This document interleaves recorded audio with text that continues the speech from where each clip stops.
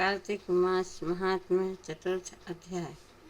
नारद जी बोले, ऐसा कहकर विष्णु भगवान मछली रूप धारण कर कश्यप की अंजलि में प्राप्त हुए।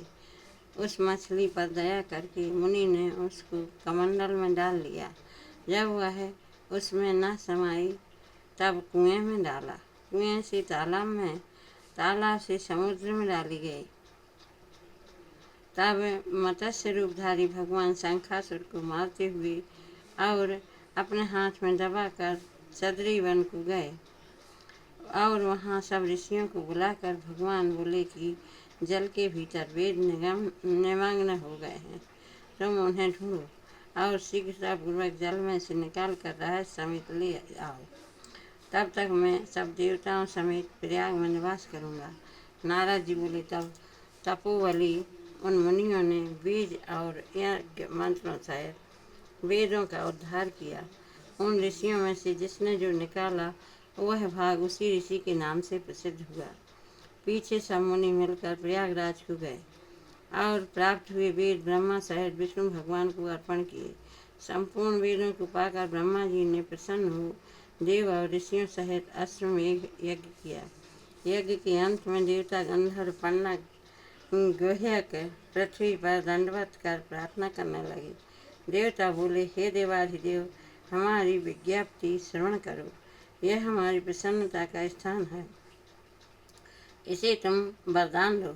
हे रमापति, इन ब्रह्मा जी ने इस स्थान में नष्ट हुए वेद फिर पाए और हमने यज्ञ के भाग प्राप्त किए, इसलिए आपके प्रसाद से यह स्थान पृथ्वी में अत्यंत श्रेष्ठ हो और पुण्य देने वाला हो, और यह महीना भी ब्रह्म हत्या आदि को दूर कर अक्षय फल देने वाला हो।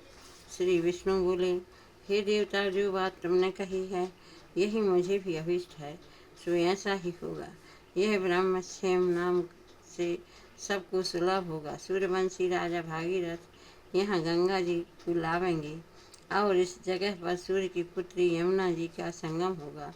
जो पुरुष अपने पितृश्वरों को यहाँ श्राद्ध करेंगे उनके पितृगण मेरे स्वरूप को धारण करेंगे। मकर संक्रांति माघ मास में प्रातःकाल स्नान करने से उनके दर्शन मात्र से ही संपूर्ण पाप ऐसे नष्ट हो जाते हैं जैसे सूर्य से अंधेरे का नाश हो जाता है, और उनको मैं सालोक्य, सामीप्य और सारूप्य इन तीनों प्रकार की मुक्ति क्रम से देता हूँ। हे मुनिवरों, मैं सर्वज्ञ रूप से बद्रीवन में सदैव निवास करता हूँ। जो फल और स्थान 100 वर्ष में मिलता है वह तुमको वहाँ एक दिन में ही प्राप्त होगा। उस स्थान के दर्शन करने वाले मनुष्य जीवन मुक्त हो जाते हैं। सूत जी बोले, विष्णु देवताओं से ऐसे कहकर ब्रह्मा जी सहित वहीं अंतर्ध्यान हो गए और इंद्रादिक देवता भी अंशों से यहाँ रहकर अंतर्ध्यान हो गए। जो मनुष्य शुद्ध चित्त से इस पवित्र कथा को सुनते हैं उनको प्रयागराज और बद्रीवन में जाने का फल मिलता है। बोलो वृंदावन बिहारी लाल की।